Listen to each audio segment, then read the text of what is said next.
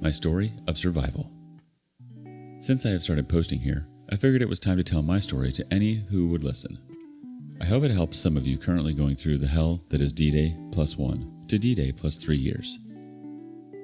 In 2014, we had been together for a little over 8 years, married for 6. After supporting her through college to become a teacher, she went through a horrible first year, as teachers often do. I remember her saying she never wanted to teach again. I tried to convince her not to give up after spending 6 years of school. She changed her major twice, over one bad year. It turned into a gigantic fight, and finally after years of supporting her, I lost my cool.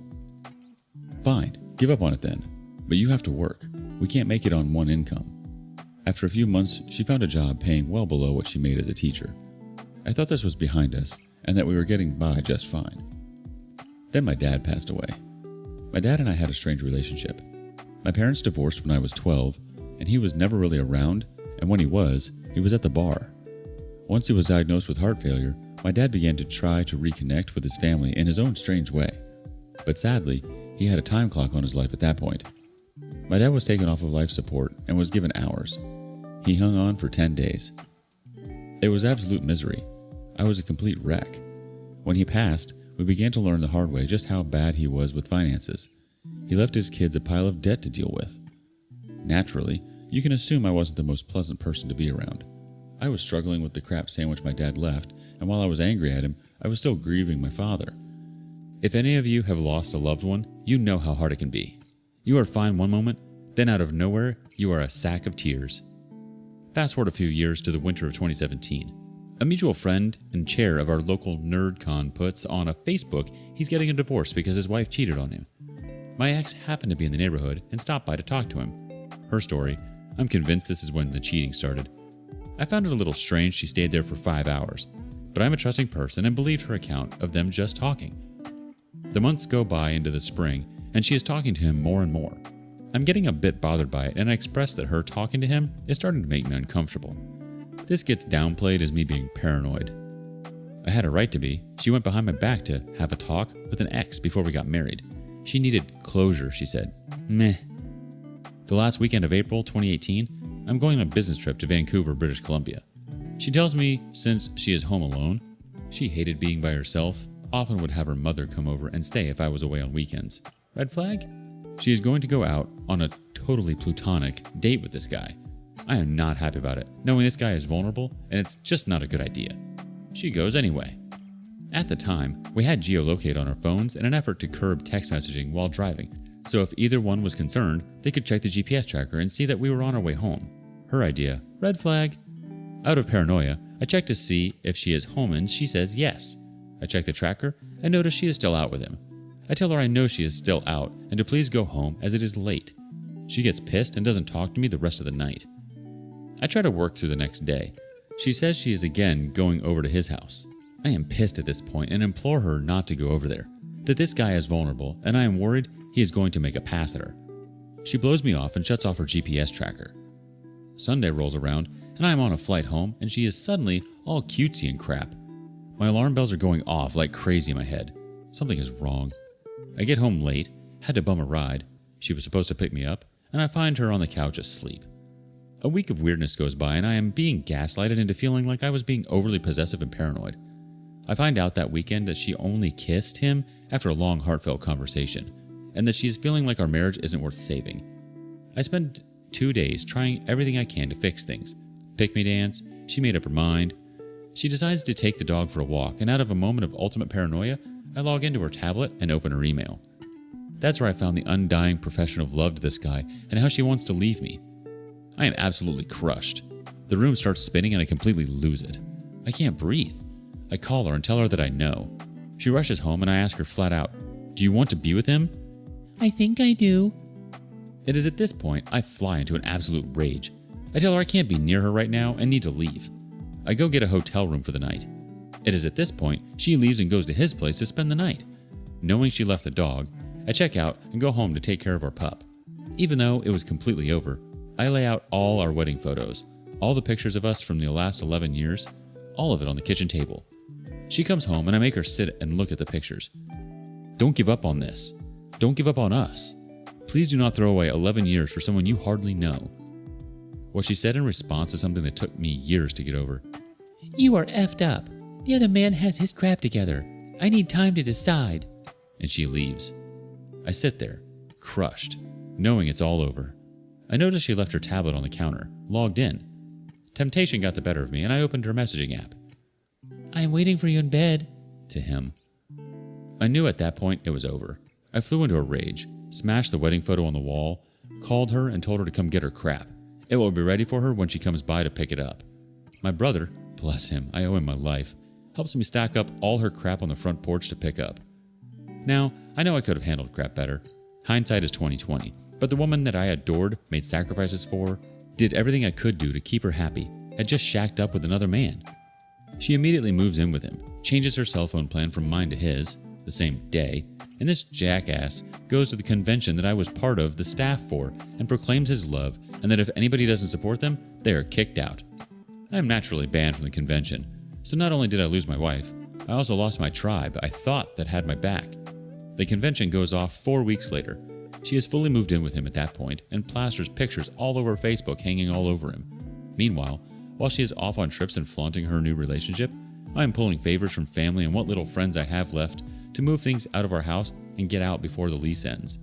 Anytime I demanded help, she had some excuse. To make matters worse, even work wasn't safe. She started a new job the week she cheated at the same place I was working IT help desk lead. Over the course of that summer, I lost a ton of weight. I began smoking a pack a day, barely eating. While I spent my birthday alone, she was off showing her new man to her family, who dropped me like a bad habit and welcomed him with open arms. I sadly fell into the pick-me trap and tried several times during the summer to reason with her, to implore her to get out of that relationship and set out on her own. It was then she explained to me how she "Fell out of love with you after your dad died. I know you were grieving, but I had needs too. You stopped paying attention to me." During one of the last times I spoke to her, she tried coming on to me and I stopped it. I got angry and told her that this is not the effing Notebook and to grow the F up. As a final FU, she decides to take the other man on a trip that we had planned together to Ireland and England, the place where my family came from in the 1900s. At this point, I had blocked her and anyone associated with her on social media, so thankfully I didn't see the trip plastered all over the place. Shortly after that, I finalized the divorce paperwork on my own and it was done. I haven't spoken to her in person since. 1 or 2 emails to settle some accounts, but other than that, she uses her parents as a proxy if there is something she needs.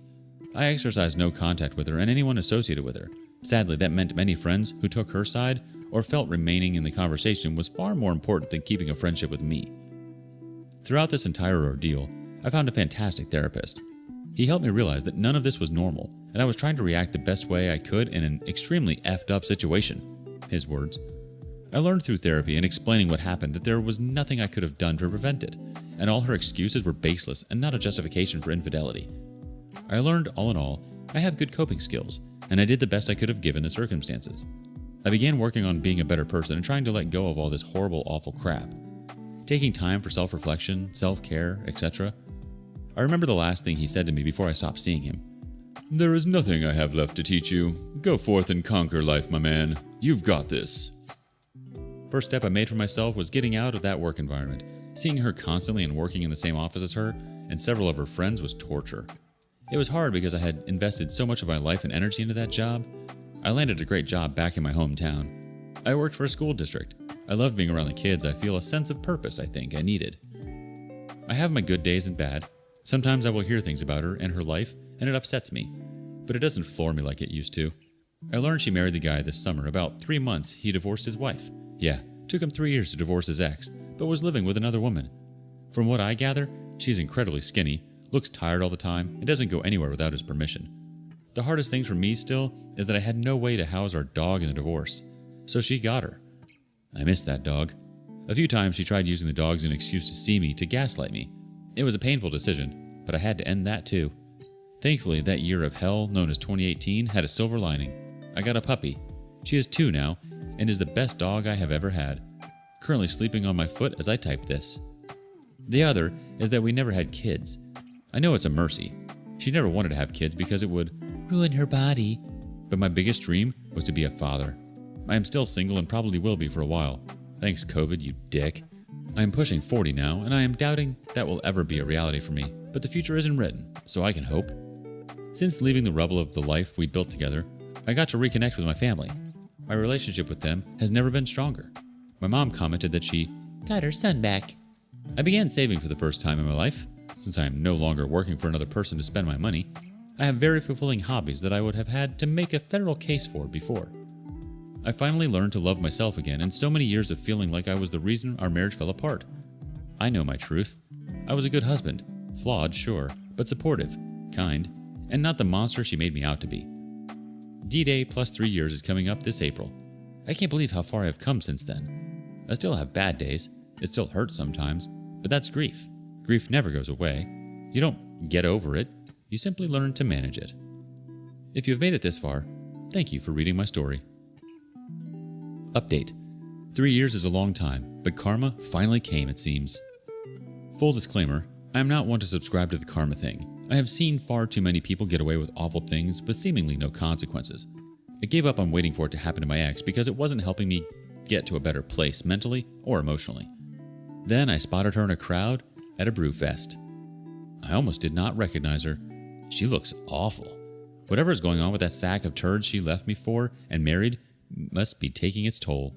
She is rail thin, looks like one of those people at the gym that is so obsessed with being fit they look exhausted and withered. A stark contrast from the woman who she used to be.